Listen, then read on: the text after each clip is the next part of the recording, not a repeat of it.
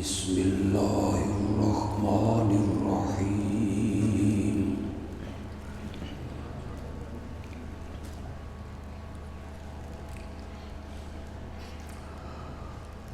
ان اللہ وملائکتہ یصلون علی النبی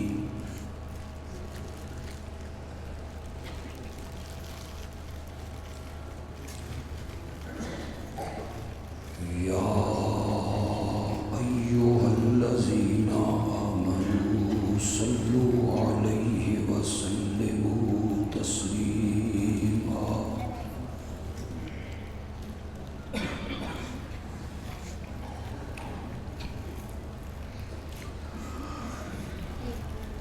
اللہم صل علی محمد وعلی آل محمد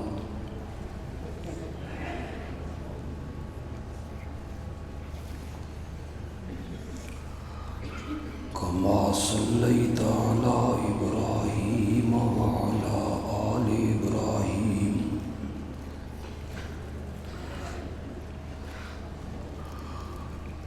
انک حمید مجید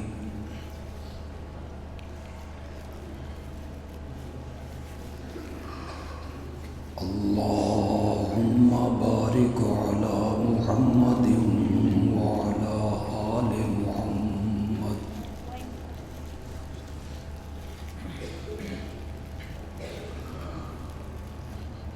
کما بارکت علی ابراہیم وعلی آل ابراہیم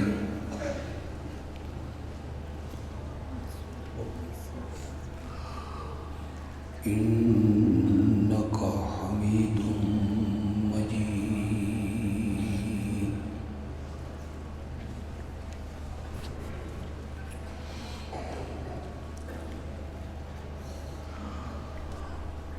آپ حضرات میں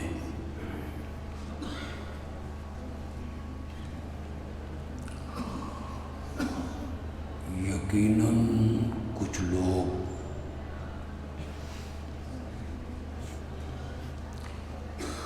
اللہ والے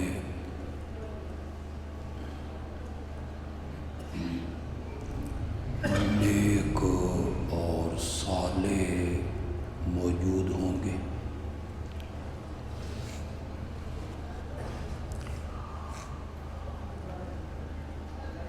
خلوص سے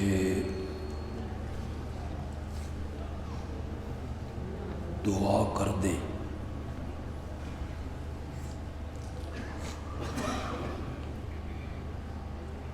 کہ آپ سے گفتگو کرنے کے لیے اللہ میرے بند گلے کو کھول دے۔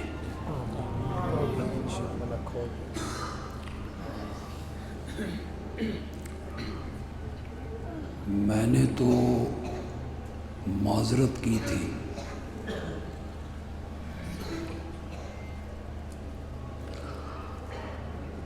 لیکن حکم ہوا کہ آئیں ضرور، گفتگو اپنی مرضی کے مطابق کریں۔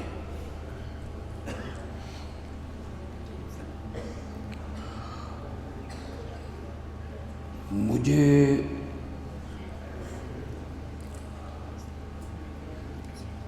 یہ بھی حکم دیا گیا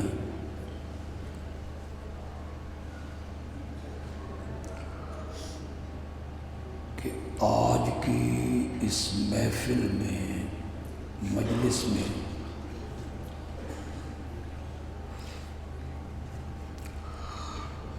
میں ام المومنین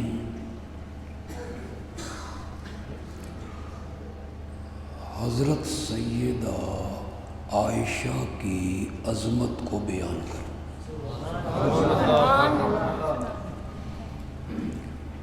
رضی اللہ تعالی عنہ۔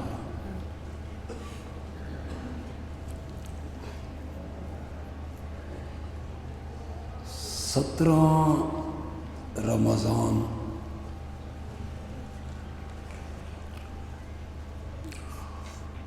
ام المومنین کا یوم وفات بھی ہے،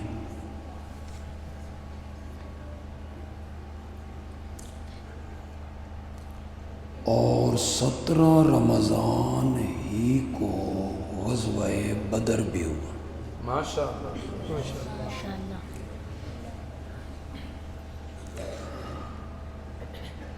اور ایک تاریخی روایت یہ ثابت کرتی ہے کہ خلیفہ رابع حضرت سیدنا علی ابن ابی طالب رضی اللہ تعالی عنہ کی شہادت بھی 17 رمضان کو ہوئی۔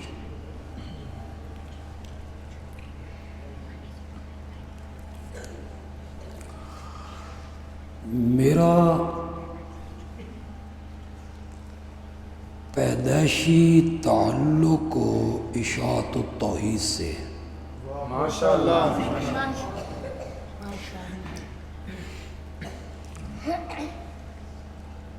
میں نے اشاعت التوحید و سنہ کے گھرانے میں جنم لیا،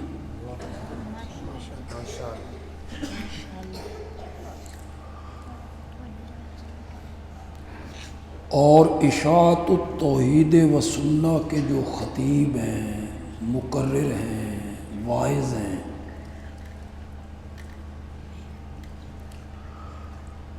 ان پر اللہ کا خصوصی کرم ہے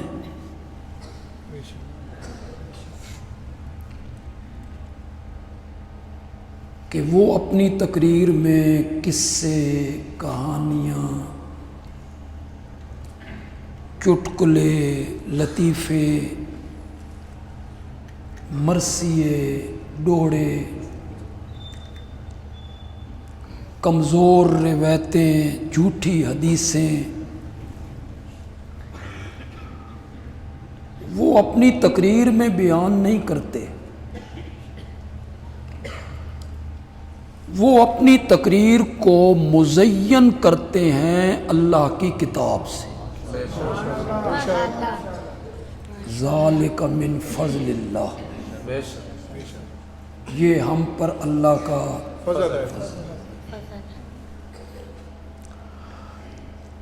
میں بھی ام المومنین کی عظمت بیان کرنے کے لیے قرآن کی ایک آیت کے ایک حصے کا سہارا لوں۔ سبحان اللہ، ماشاءاللہ۔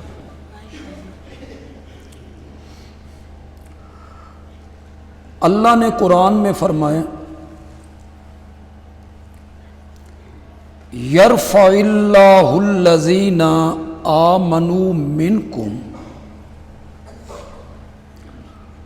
والذین اوتوا العلم درجات۔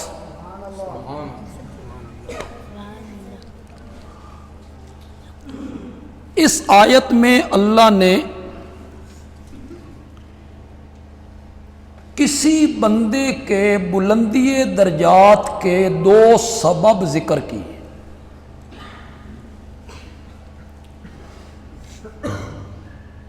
پہلا سبب ذکر کیا ایمان، بندے کے درجے کس وجہ سے بلند ہوتے ہیں؟ بولیے تھوڑا سا۔ ایمان کی وجہ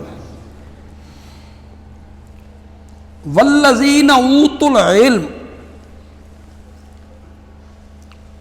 اور بلندی درجات کا قرآن نے دوسرا سبب قرار دیا علم۔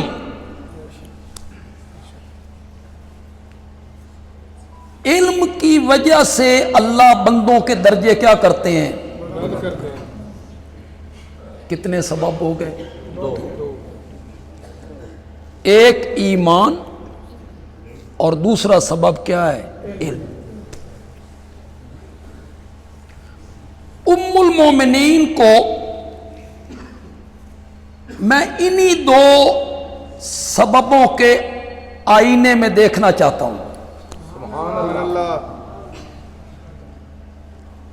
پہلا سبب ہے ایمان. اس پر میں زیادہ گفتگو نہیں کروں گا کہ میری ماں نے آنکھ ہی مومن گھرانے میں کھولی تھی. سبحان اللہ. بے شک.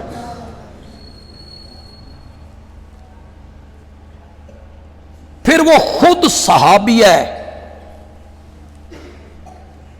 توجہ ہے آپ کی؟ کوئی بات پسند آ جائے تو تھوڑا سا سبحان اللہ تو کہو. سبحان اللہ. خود صحابی ہے, ان کی ماں صحابی ہیں, ان کے والد صحابی ہیں, اور ان کے دادا بھی صحابی. ان کی ایک بہن حضرت اسماء صحابی ہے, ان کے بہنوئی حضرت زبیر صحابی ہیں, سبحان اللہ. ان کے سارے بھائی صحابی ہیں, ان کے بھتیجے صحابی ہیں, ان کے بھانجے صحابی ہیں. اس سبب سے تو میں گفتگو نہیں کروں کہ انہوں نے آنکھ ہی ایمان کے گھر میں کھولی, مومن گھر میں کھولی. میں دوسرے سبب پہ ذکر تھوڑی سی گفتگو کروں گا. علم کی وجہ سے اللہ لوگوں کے درجے بلند کرتا ہے نا, تو آپ یقین کریں ایک دو صحابہ کو چھوڑ کے آپ خواتین کی بات چھوڑ دیں, عورتوں کی بات چھوڑ دیں, ازواج کی بات چھوڑ دیں, ایک دو صحابیوں کو چھوڑ کے حضرت عائشہ کا علم باقی سارے صحابہ سے بھی فائق نظر آتا ہے. حضرت ابو موسیٰ اشعری رضی اللہ تعالی عنہ کہتے ہیں ہمیں جب دین کے معاملے میں کوئی دقت پیش آتی, کوئی مشقت پیش آتی, رکاوٹ پیش آتی, حل نہ ہوتا تھا, تو ہم صحابہ وہ مسئلہ ام المومنین کے دروازے پہ لے جایا کرتے, اور ام المومنین اس مسئلے کو کیا کر دیتی تھی. بس آپ سنتے ہیں, میں دو مثالیں اس پر پیش کروں گا. جب دو مثالیں پیش کروں گا تو ساری بات انشاءاللہ سونے کی طرح نکھر کے سامنے آ جائے. ایک بڑے امام ہوئے محدث زہری, ان کا ذرا ایک مقولہ سنیے. انہوں نے کیا کہا میری ماں کے بارے میں. وہ کہتے ہیں لو یومیا علم الناس, اللہ اکبر, سبحان اللہ. لو یومیا علم الناس و علم ازواج النبی, اگر سارے لوگوں کا علم جمع کرو اور میرے آقا کی تمام ازواج کا علم جمع کرو, لکانت عائشہ تو اوساہم علما, پھر بھی عائشہ کا علم ان سب سے آگے نظر آتا ہے. یہ امام زہری کا مقولہ ہے. لو یومیا علم الناس, تو پھر بھی عائشہ کا علم ان پر فائق نظر آتا ہے. خدا گواہ ہے, کبھی کبھی میں خود حیران ہو جاتا ہوں. یہ اہل علم بیٹھے ہوئے ہیں, علماء کا مجمع, علماء ہیں مجمع میں بہت سارے.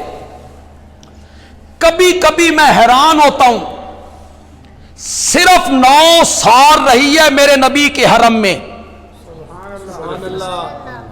9 سال کے عرصے میں اتنی علم میں گہرائی اور اللہ کے قرآن پر اتنی گہری نظر سبحان اللہ. کہ جہاں صحابہ کی نظر نہیں پہنچتی وہاں میری ماں کی نظر پہنچ جائے. سبحان اللہ. میں حیران ہوتا ہوں. آپ بھی ابھی سنیں گے, ایک دو واقعے میں آپ کو سناؤں گا, آپ بھی حیران ہو جائیں. میرے آقا جا رہے ہیں, ایک جنازہ پڑھو. لوگ اس جنازے پہ رو رہے ہیں. آپ نے پوچھا یہ کون مر گئے ہیں, یہ کس کا جنازہ ہے؟ بتانے والوں نے بتایا ایک یہودی عورت مر گئی ہے, اور یہ رونے والے جو ہیں یہ اس کے ورثاء ہیں, بیٹے ہیں, بھائی ہیں, رو رہے ہیں. میرے نبی نے فرمایا یہ رو رہے ہیں, اس کو عذاب ہو رہا ہے. سن رہے ہو کہ کوئی نہیں سن رہے؟ یہ رو رہے ہیں اور اس کو کیا ہو رہا ہے؟ صحابہ نے سمجھا رونے کی وجہ سے عذاب ہو رہا ہے. بھئی چونکہ یہ رو رہے ہیں اس لیے اس میت کو کیا ہو رہا ہے؟ حضرت عبداللہ ابن عمر جیسا صحابی, کتنا اونچا مقام ہے ان کا علم میں, فقہ میں, تفسیر میں, ان کا بھی یہی نظریہ تھا کہ میت پہ نہیں رونا چاہیے, رونے کی وجہ سے میت کو عذاب ہوتا ہے. میں نے خود نبی پاک سے سنا ہے, وہ اس کے قائل تھے. کوئی بندہ رونے لگتا میت پر, وہ کہتے چپ کر, رونا نہیں ہے, رونے کی وجہ سے میت کو عذاب ہوتا. میں نے خود نبی پاک سے سنا. کسی نے آ کے ام المومنین حضرت عائشہ کو بتایا. سبحان اللہ. اب یہ اس جگہ پہ موجود نہیں ہے جہاں یہ ساری گفتگو ہو رہی ہے. میرے نبی پوچھ رہے ہیں, بتا رہے ہیں, عبداللہ ابن عمر وہاں موجود ہیں, یہ وہاں موجود نہیں ہے. ان کو کسی نے بتایا بھائی عبداللہ ابن عمر رضی اللہ تعالی عنہما کہتے ہیں میت پہ نہیں رونا چاہیے, رونے کی وجہ سے میت کو عذاب ہوتا ہے. تو میری ماں نے کہا اللہ ابن عمر پہ رحم کرے, اس قرآن نہیں پڑھا. سبحان اللہ. ماں جی قرآن میں کیا لکھا ہوا ہے؟ تو ام المومنین کہتے ہیں قرآن میں بار بار اللہ نے کہا ہے وَلَا تَزِرُ وَازِرَةٌ وِزْرَ أُخْرَى, ہم کسی کے گناہوں کا بوجھ دوسرے پر نہیں ڈالتے. ابن عمر کی نظر یہاں نہیں پہنچی, ام المومنین کی نظر اس آیت پہ. روئے وارث, اللہ عذاب دے, کرے مونچھوں والا پکڑا جائے داڑھی والا. کیوں بھائی؟ کرے کوئی بھرے کوئی. رو یہ رہے ہیں, فعل ان کا ہے, عذاب میت کو ہوگا. لا تزر وازرۃ وزر اخرى, میت پہ رونا کوئی منع نہیں ہے. رونا دل کی کیفیت کا نام ہے. کس کا؟ اور دل پر کسی کا قابو نہیں ہوتا. رونا منع نہیں ہے, منع ہے اپنے چہرے پہ تھپڑ مارنا, منع ہے اپنے کپڑے پھاڑنا, منع ہے ٹکرے مارنا, منع ہے راکھ اپنے سر پہ ڈالنا. میرے نبی نے کہا, فرمایا من ضرب الخدود وشق الجیوب ودعا بدعوى الجاہلیہ فلیس منا. جو مصیبت کے ٹائم اپنے چہرے پہ تھپڑ مارتا ہے, گریبان پھاڑتا ہے, جاہلوں والی آوازیں نکالتا ہے, فلیس منا. کرو میں وہ ہم میں سے نہیں ہے. وہ ہم میں سے خدا دی قسم ہے, جڑا فلیسا منا ہے نا, اس دا ایڈا نرم ترجمہ نہیں, وہ ہم میں سے نہیں. ایڈا نرم ترجمہ نہیں, ترجمہ میں کرنا, اس میں بڑا تنتنا ہے, اس ترجمے میں بڑا زور ہے.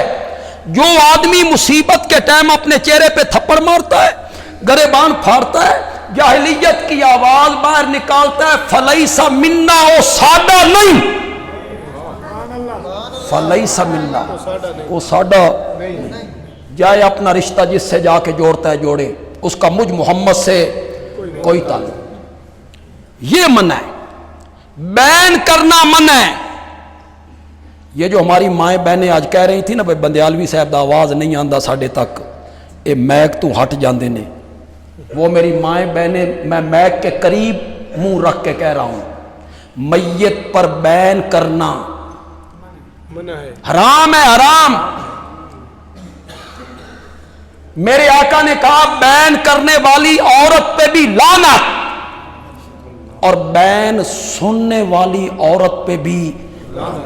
یہ میرے آقا کا فرمان ہے، میں نہیں کہہ رہا ہوں، یہ عورتوں کی عادت ہوتی ہے.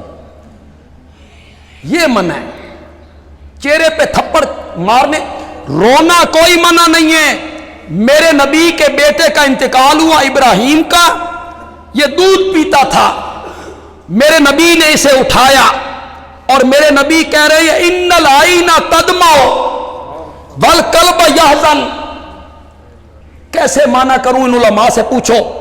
تدمع مضارع کا صیغہ ہے، دوام کا معنی پایا جاتا ہے.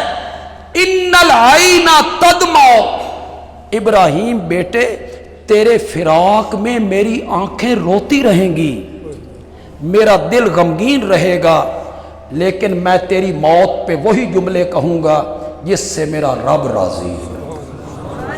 میں کوئی غلط جملے نہیں کہ وہ رب راضی کن جملوں پہ ہوتا ہے؟ انا للہ، پڑھو ذرا، انا للہ و انا الیہ راجعون. یہ تھوڑا تھوڑا آگے ہونا جی، پیچھے آنے والے تھوڑا تکلیف میں ہیں. یہ ادھر بھی لوگ جو ہے نا بہت پیچھے بیٹھے ہیں، تھوڑا دروازے چھوڑو تاکہ لوگ جو ہے نا پیچھے جو باہر ہیں ان کے لیے آسانی ہو. تھوڑا قریب قریب ہوں جی. یہ پیچھے والے سارے حضرات تھوڑا آگے آگے ہوں، دروازہ چھوڑو.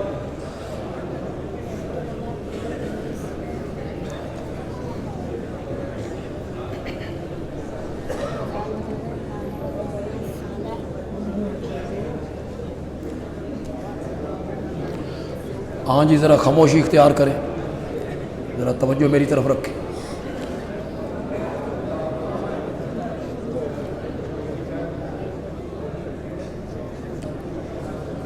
میری گفتگو آپ کو سمجھ آئی؟ میری طرف توجہ کریں یار.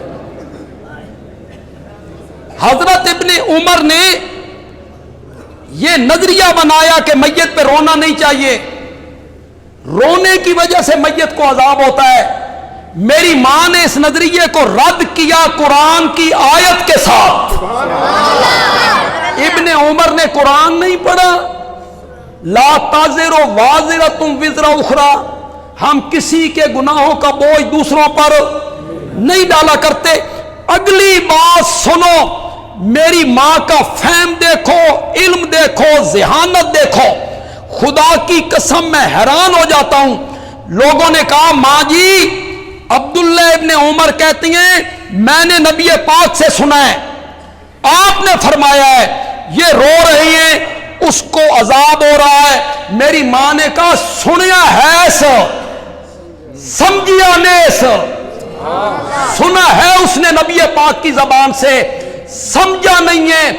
اس نے یہ سمجھا کہ رونے کی وجہ سے عذاب ہو رہا ہے. میرے نبی یہ نہیں کہنا چاہتے تھے، میرے نبی کہنا چاہتے تھے اس کو یہودی ہونے کی وجہ سے عذاب ہو رہا ہے، یہ پاگل رو رہے ہیں. عذاب کس وجہ سے ہو رہا ہے؟ اس کے کافر ہیں. ایک یہودن عورت ہے، اس کو اللہ نے عذاب دینا ہے، کس وجہ سے دینا ہے؟ اس کے کفر. بھئی میت رو رہے، وارث رو رہے ہیں. نبی پاک کے کہنے کا مطلب یہ تھا کہ اسے یہودی ہونے کی وجہ سے عذاب ہو رہا ہے اور یہ پاگل رو رہے ہیں. کتنا تفقع ہے، خدا کی قسم کتنی علم کی گہرائی ہے. میری ماں نے قرآن کی آیت اپنی جگہ پہ رکھی اور میرے نبی کے فرمان کی ایسی تعویل کر دی جو قرآن کے مطابق ہو. سبحان اللہ. بس ایک واقعہ اور پیش کروں. بدر میں 70 کافر مارے گئے.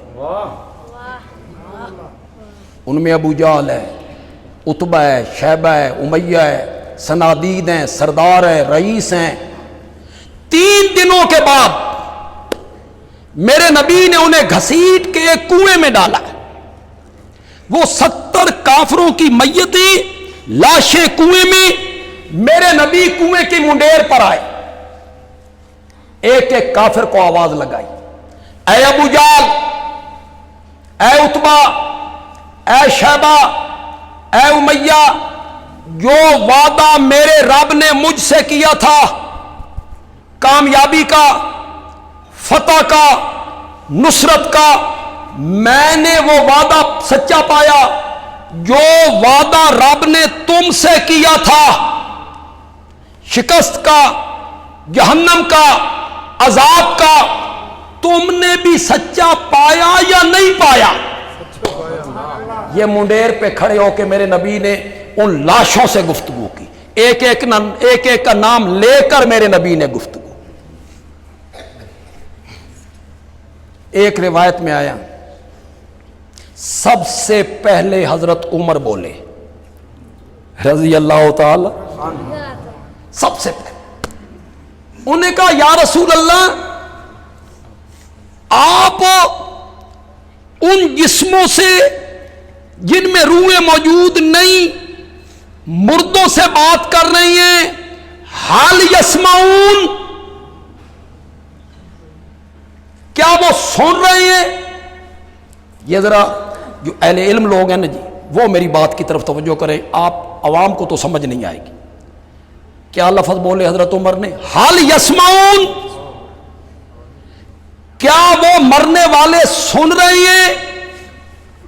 حضرت عمر رضی اللہ تعالیٰ عنہ نے میرے آقا سے یہ پوچھتے ہوئے کہا یا رسول اللہ، آپ مردوں سے باتیں کر رہی ہیں، کیا وہ سن رہی ہیں؟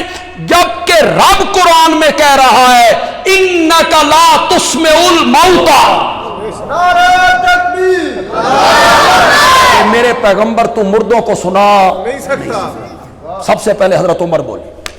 ایک روایت میں آیا کالا ناسن من اصحابہ، صحابہ میں سے بہت سارے لوگ بولے، بہت سارے صحابہ بولے یا رسول اللہ، آپ ان سے باتیں کر رہے ہیں جن میں روح موجود نہیں، آپ ان لاشوں سے باتیں کر رہی ہیں، کیا یہ آپ کی گفتگو کو سن رہی ہیں؟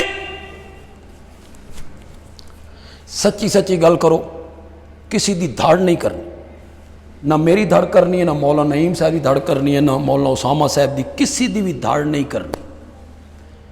یہ جو صحابہ نے تعجب کیا، کیوں تعجب کی؟ واہ سبحان اللہ، سبحان اللہ۔ صحابہ کا عقیدہ یہ نہیں تھا کہ مردے سنتے ہیں، اگر ان کا نظریہ یہ تھا کہ مردے سنتے ہیں، سوال نہیں بنتا تعجب کیوں؟ جی تعجب۔ کیوں تعجب کیا صحابہ نے کہ آپ مردوں سے باتیں کرنے لگ گئے؟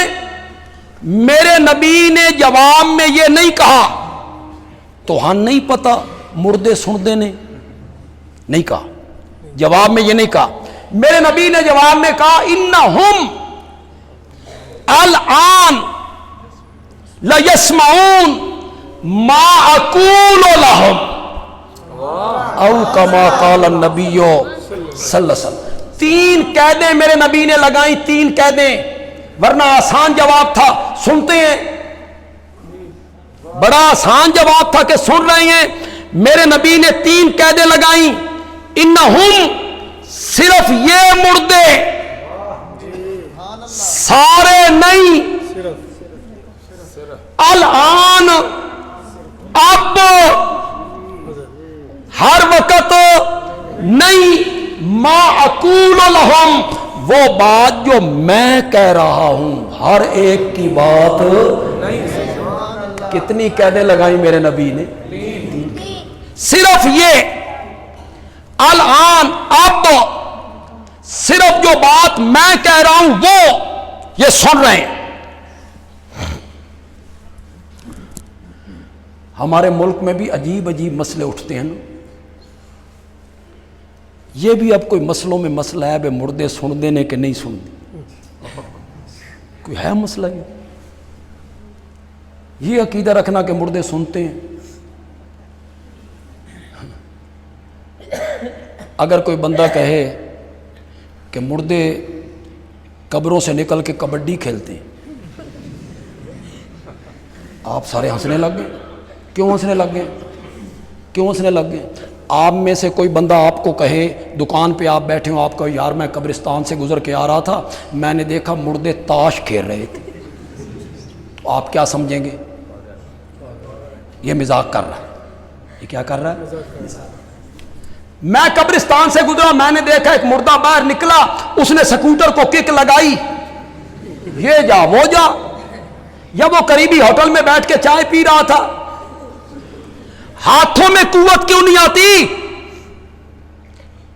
پاؤں میں قوت کیوں نہیں آتی؟ روح اگر واپس آ گئی ہے تو پھر زبان میں قوت کیوں نہیں آتی؟ صرف کانوں میں قوت کیوں آ جاتی ہے؟ روح اگر واپس آئی ہے تو یقین کرو، جب کوئی بندہ آپ کو کہے مردے تاش کھیلتے ہیں تو یہ مذاق ہے، مردے چائے پیتے ہیں تو یہ مذاق ہے، مردے دوڑ لگاتے ہیں یہ مذاق ہے، مردے سکوٹر چلاتے ہیں مذاق ہے۔ انہیں یار جدہ کوئی آنکھے نہ بھی مردے سن دے نے مذاق ہے، تو کہا کرو یار مذاق نہ کر یار، مردہ اور پھر سن رہا ہے۔ عجیب عجیب مسئلے نہیں ہمارے ملک میں، عجیب عجیب مسئلے۔ اس پر میں ایک بات پتہ نہیں پہلے یہاں کر گیا ہوں یا نہیں کر گیا ہوں، نہیں کر گیا ہوں تو سنیے گا، لیکن تھوڑا سا ڈوڈیال والوں کا امتحان بھی ہوگا، بے کتنے پانی چین علماء دیاں تقریراں سن دے رہن دن۔ ہمارا نظریہ ہے اشاعت التوحید و سنہ کا، اور بڑا برملا نظریہ ہے، فوت ہو جانے والا کوئی بندہ ہو، چاہے نبی ہو، ولی ہو، شہید ہو، پیر ہو، فقیر ہو، وہ دنیا والوں کا کلام، سلام، پیغام سننے کی صلاحیت نہیں رکھتا۔ یہ ہمارا نظریہ ہے۔ ہمارے کچھ دوست کہتے ہیں کہ نہیں، مرنے والے دنیا والوں کا کلام سنتے، ان کا وہ نظریہ ہے، چلو رکھیں اپنا نظریہ۔ میں ایک بڑی انصاف کی بات کرنے لگا ہوں، شاید اس سے پہلے آپ نے کسی عالم سے نہ سنی ہو۔ ہم جو کہتے ہیں کہ مردے نہیں سنتے، ہم نے مر کے نہیں دیکھا، ہمارا کوئی تجربہ ہے بھئی ہم نے مر کے دیکھا ہو تو ہم نے نہ سنا ہو، اور جو کہتے ہیں کہ مردے سنتے ہیں، مر کے انہوں بھی نہیں دیکھا، کہ ان کا تجربہ ہو کہ ہم نے مر کے دیکھا تھا، مردے سنتے ہیں۔ جنہوں جو کہتے ہیں نہیں سنتے، مر کے انہوں بھی نہیں دیکھا، جو کہتے ہیں سنتے ہیں، مر کے انہوں بھی نہیں دیکھا۔ بندیالوی کہتا ہے جس 100 سال مر کے ویکھیا، پتہ نہیں سمجھو کہ نہیں سمجھو کون تھا؟ جس 100 سال مر کے ویکھیا وہ کہتا ہے کہ مردے نہیں سنتے۔ اس نے آ کے کہا تھا مجھے اپنے یہاں ٹھہرنے کا پتہ، 100 سال کو کہا لبس تو اوبازا۔ تو ہمارے وہ دوست اس حدیث کو دلیل بناتے ہیں، وہ کہتے ہیں نبی پاک نے فرمایا یہ میری بات کو سن رہے ہیں، اس کو وہ دلیل بناتے ہیں، تقریروں میں پیش کرتے ہیں۔ بندیالوی کہتا ہے جس جگہ یہ آپ کا فرمان لکھا ہوا ہے نا، اس کے آگے پڑھو ام المومنین کا تبصرہ بھی موجود ہے۔ سبحان اللہ۔ آدھی بات پڑھ کے رہ جاتے ہو کہ آپ نے فرمایا سنتے ہیں، آگے ام المومنین نے سن کے کیا کہا؟ جب ام المومنین کو بتایا گیا کہ ابن عمر یوں کہتے ہیں کہ آپ نے فرمایا وہ سن رہے ہیں، آپ نے فرمایا وہ مردے کافر لاشیں سن رہے ہیں، میری ماں نے کہا کیف یقول رسول اللہ صلی اللہ علیہ وسلم ذالک، اللہ کے رسول یہ بات کیسے کہہ سکتے ہیں؟ واللہ یقول، جبکہ قرآن میں اللہ کہتا ہے انک لا تسمع الموتى۔ میری ماں نے کہا نبی پاک یہ بات کیسے کہہ سکتے ہیں؟ کیسے کہہ سکتے ہیں جبکہ اللہ نے قرآن میں کہا ہے کہ آپ مردوں کو سنا نہیں سکتے۔ جب لوگوں نے کہا نا کہ وہ کہتی ہیں ہم نے خود سنا ہے، خود سنا ہے، میری ماں کہتی ہیں سنیا ہے سو سمجھیا لے سو، سنے ایس سمجھے انیس. میرے نبی سننے کی بات نہیں کرنا چاہتے تھے, میرے نبی یہ کہنا چاہتے تھے مرنے کے بعد یہ کافر جس جہان میں پہنچ گئے ہیں وہاں جا کے ان کو پتہ چل گیا ہے کہ محمد سچا نبی تھا. سننا بمعنی جاننا, سننا بمعنی. میری ماں نے اس روایت میں حدیث میں تعویل کی, سننے کا معنی جاننا, سما بمعنی علم. جس جہان میں وہ پہنچ گئے ہیں وہاں جا کے ان کو پتہ چل گیا ہے کہ جو کچھ میں کہا کرتا تھا وہ سچ تھا. تھوڑی سی دے دے. دیکھو اگر انہوں نے سن بھی لیا, سن لیا, تو یہ میرے نبی کا معجزہ ہے. کیا ہے معجزہ؟ صاحب مشکات اپنی مشکات میں اس حدیث کو باب المعجزات میں لائیں. فتح القدیر والے نے کہا, روح المعانی نے کہا یہ نبی پاک کا کیا ہے معجزہ. اب میں آپ کے سامنے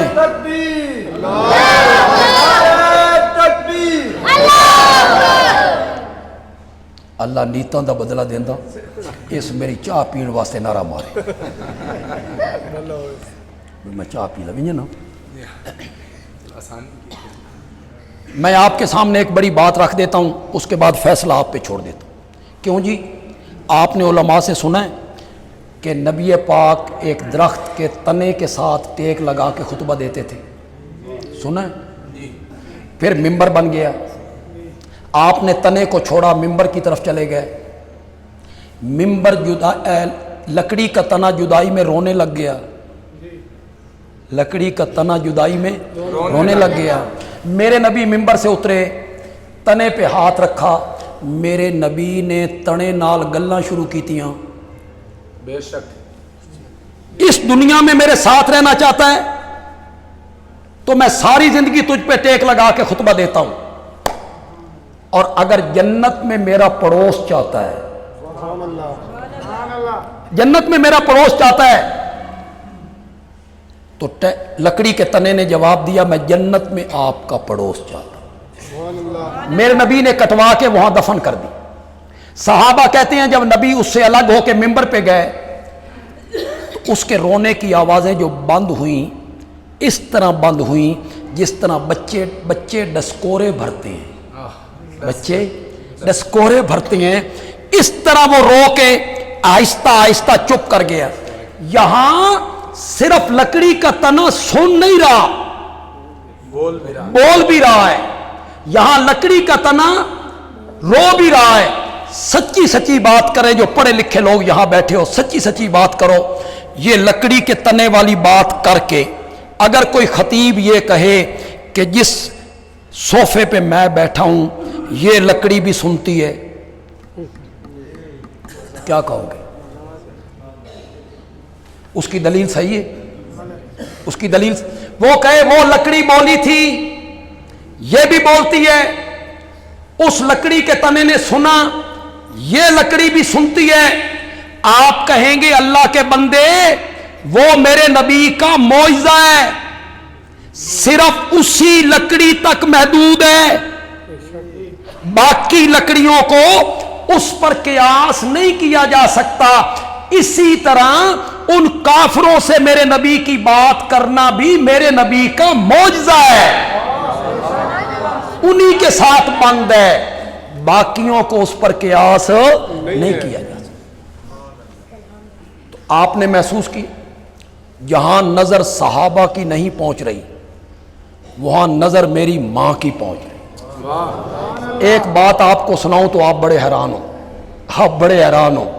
حضرت ابو سعید خدری رضی اللہ تعالیٰ عنہ معمولی صحابی ہے,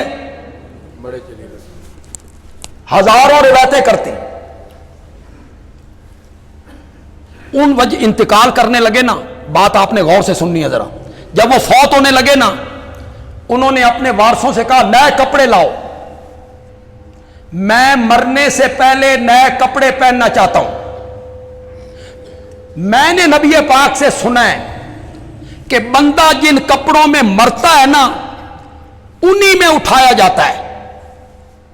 تو میں چاہتا ہوں نئے کپڑوں میں مروں تو میں نئے کپڑوں میں اٹھایا جاؤں. یہ حضرت ابو سعید خدری کہتے ہیں کسی نے آ کے ام المومنین کو بتایا کہ ابو سعید خدری نے یوں کہا ہے. میری ماں نے کہا اللہ اس پہ رحم کرے, اس کو یہ پتہ نہیں ہے قیامت کے دن تو ننگے اٹھنا ہے. قیامت کے دن تو ننگے اٹھنا ہے, وہاں تو کپڑے ہونے بھی کوئی نہیں کہ جن کپڑوں میں مرے انہی کپڑوں میں اٹھنا ہے, تو قیامت کے دن تو کپڑے ہونے بھی نہیں. تو ماں جی نبی پاک کے اس ارشاد کا کیا مطلب ہے؟ میری ماں نے کہا اس ارشاد کا مطلب ہے جن اعمال میں موت آئے گی انہی اعمال میں اٹھے گا. یہاں حضرت ابو سعید خدری کی نظر نہیں پہنچی, وہاں نظر پہنچی ام المومنین سیدہ عائشہ صدیقہ. یہی وجہ تھی یہ جو لوگ کہتے ہیں نا کہ تمام بیویوں میں وہ کنواری تھیں اس لیے نبی پاک کو ان سے محبت زیادہ تھی, یا وہ سب سے خوبصورت تھیں اس لیے نبی پاک ان سے محبت زیادہ کیا کرتے تھے. غلط. میرے نبی ام المومنین سے محبت کرتے تھے ان کے علم کی وجہ سے, ان کا یہ فہم, ان کا یہ ذوق اور یہ علم, اس کی وجہ سے میرے نبی ان کو ایک نمایاں مقام دیا کرتے تھے. عید پہ جا رہے ہیں عید پڑھانے, آپ بھی عید کی تیاریوں میں ہوں گے. تم جو روزے دار ہو نا تسی کی تیاریاں کرنی, عید کی تیاری کرتے ہیں کھوجے. خدا دی قسم یکم رمضان دے شروع ہونے کپڑے وہ سلوائیں گے, بازار میں وہ پھریں گے. وہ کہتے ہیں روزے تے رکھے نہیں ہوں عید بھی نہ منائیے.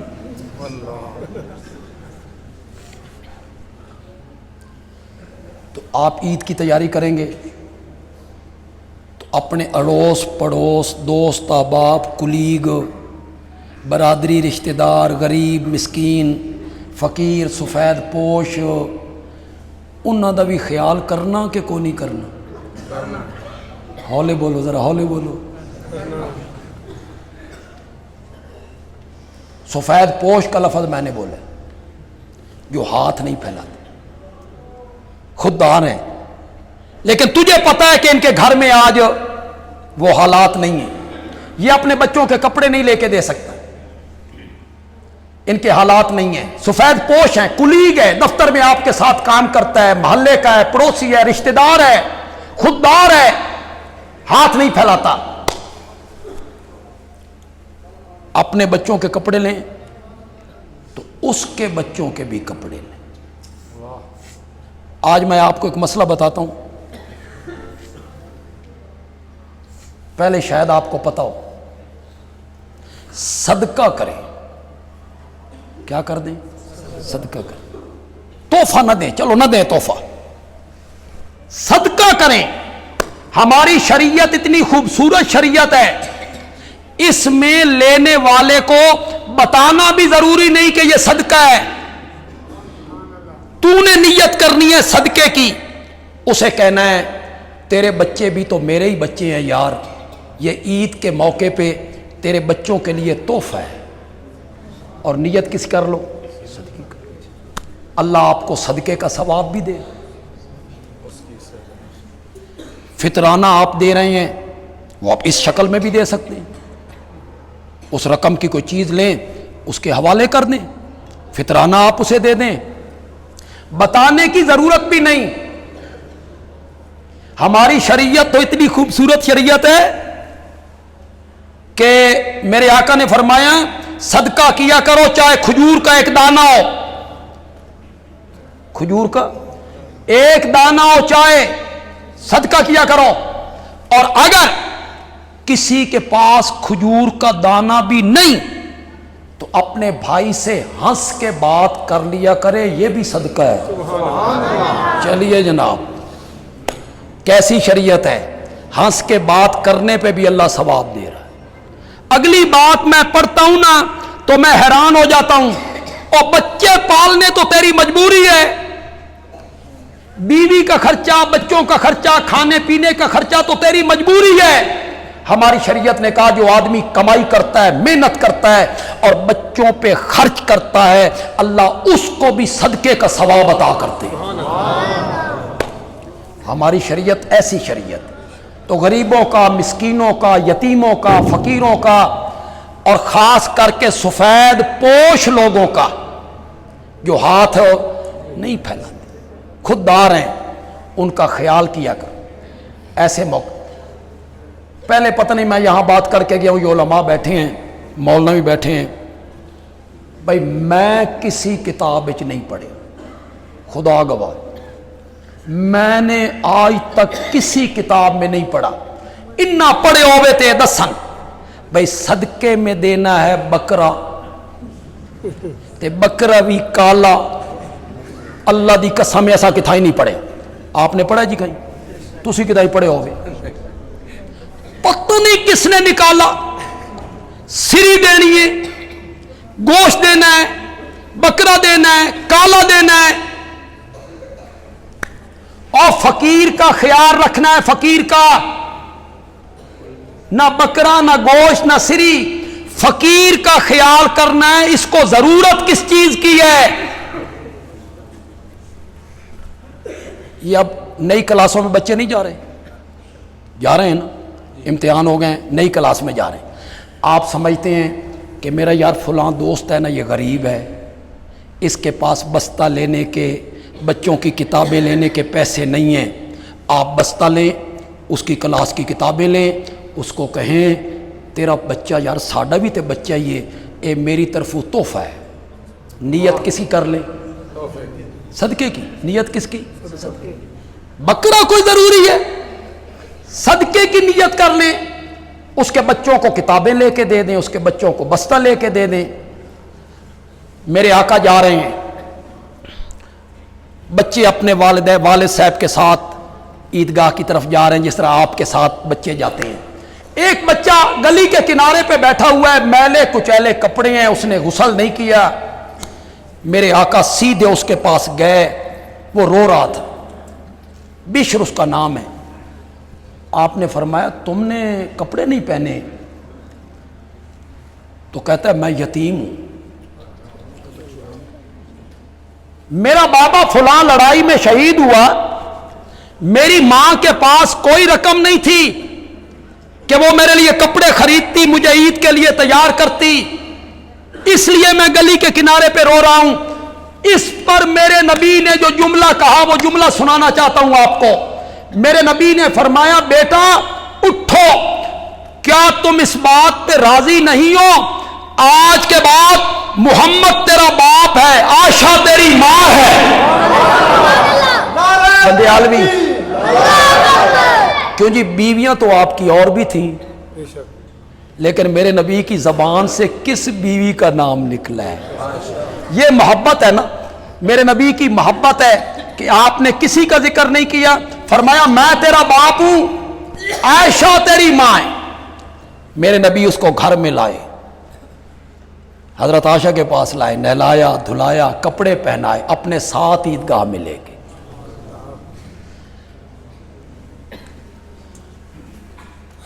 نبی پاک سب سے زیادہ محبت کس کے ساتھ کیا کرتے تھے؟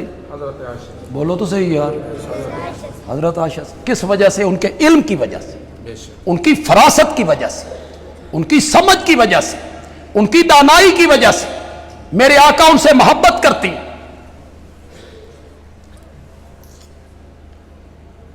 صحابہ میرے نبی کو جو تحفے بھیجتے تھے وہ کس کی باری والے دن بھیجتے تھے؟ کیوں؟ صحابہ سمجھتے تھے کہ نبی پاک کو سب سے زیادہ محبت کس کے ساتھ ہے؟ حضرت عائشہ سے۔ جس دن حضرت عائشہ کی باری ہوتی میرے نبی کی، اس دن تحفے آتے۔ باقی ازواج جمع ہوئی کہ صحابہ سے بات کی جائے، نبی پاک خود بات کریں کہ تحفے بلا امتیاز بھیجا کرو، صرف حضرت عائشہ کی باری کے دن نہیں، تو کون جا کے بات کرے نبی پاک سے کہ سیدہ فاطمہ، کہو رضی اللہ تعالی۔ اب نبی پاک کو اپنی بیٹی سے پیار بھی ہے، وہ گھر میں آتی ہیں تو میرے نبی اٹھ کر استقبال کرتی ہیں، ان کے ماتھے کو بوسہ دیتی ہیں اور ان کے لیے اپنی چادر بچھا دیتی۔ سیدہ فاطمہ نے بات کی، بابا صحابہ سے کہو نا کہ تحفے بلا امتیاز بھیجا کریں۔ میرے آقا نے فرمایا فاطمہ بیٹا، جس سے میں محبت کرتا ہوں تم مجھ سے محبت نہیں کرو گی؟ کہ کیوں نہیں بابا؟ فرمایا پھر بیٹا عائشہ سے محبت کیا کرو۔ میرے نبی نے کوئی بات نہیں مانی ان کی، انہوں نے پھر ام سلمہ کو ایلچی بنایا، وہ بھی میرے نبی کی زوجہ محترمہ ہے، کہ جائیں اور جا کے نبی پاک سے بات کریں۔ ام سلمہ نے بات کی، میرے نبی نے جواب میں کیا فرمایا؟ نہیں، اگر آپ کو پتا، اس جملے کی لذت لیں، ذرا لذت لیں اس جملے کی۔ آپ نے فرمایا ام سلمہ عائشہ کے متعلق مجھے کچھ نہ کہو، میں جس بیوی کے بستر پہ ہوتا ہوں جبریل کبھی وہی لے کے نہیں آیا۔ عائشہ میری وہ بیوی ہے، میں اس کے بستر پہ ہوتا ہوں جبریل قرآن لے کے اتر پڑتا ہے۔ شان امی عائشہ، شان امی عائشہ۔ تو میرے نبی کو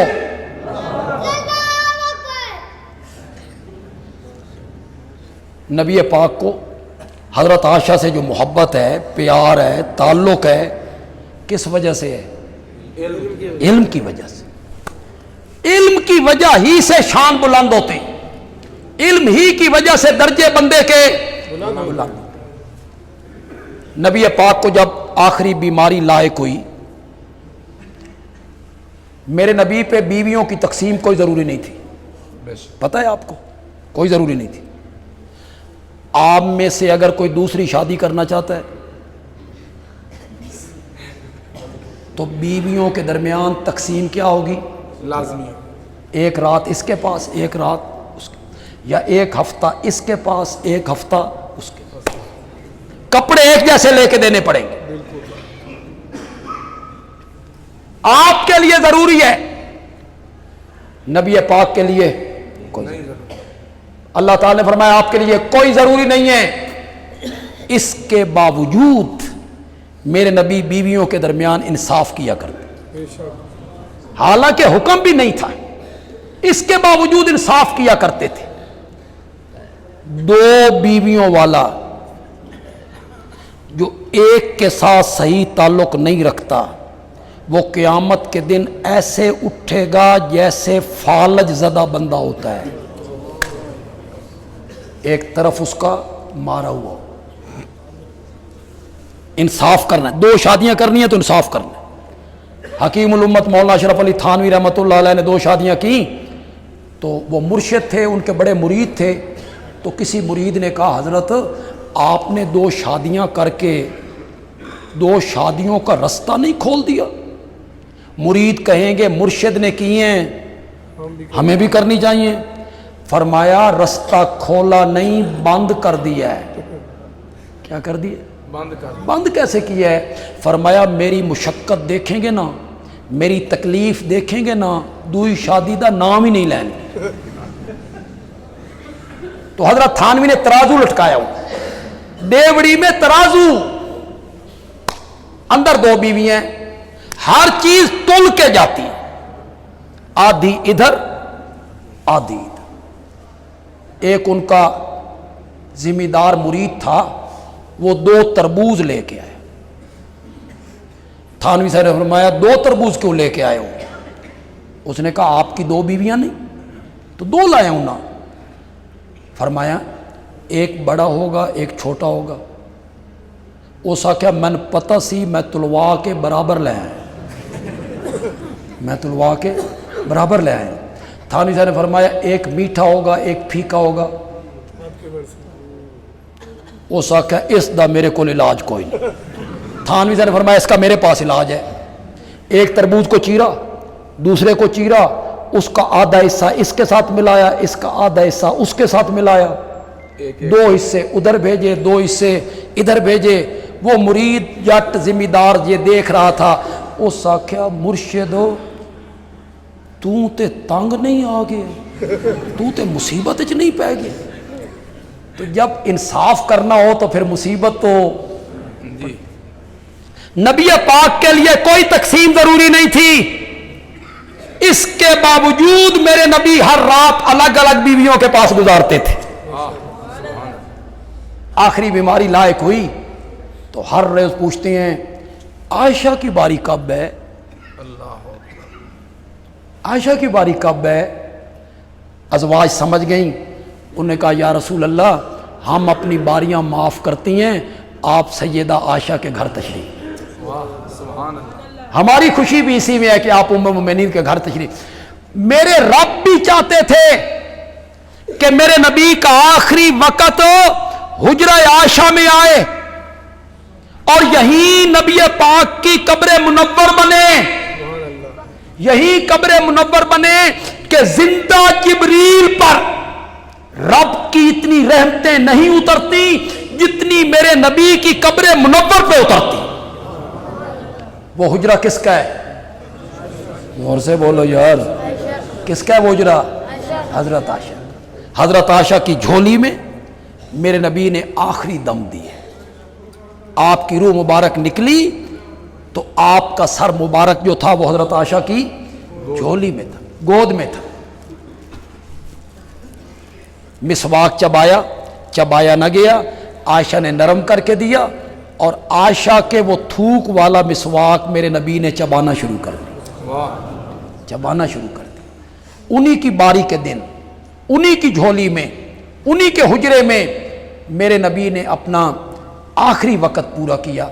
हजरत आयशा रजी अल्लाह तआला अन्हा कहती हैं आखिरी वक़्त में, अल्लाह अकबर, अल्लाह आखिरी वक़्त में जब झोली, मेरी झोली में आपका सर मुबारक था, दरवाजे पे दस्तक हुई। नबी पाक ने पूछा कौन है? जिब्रील अमीन करीब खड़े थे। उन्होंने कहा ये वो है जो जिसने कभी किसी से इजाजत नहीं मांगी, अल्लाह लेकिन रब ने कह के भेजा है मेरे नबी के घर में कदम नहीं रखना जब तक मेरे नबी से इजाजत नहीं लेनी। बुला लूं? बात है सुनने वाली।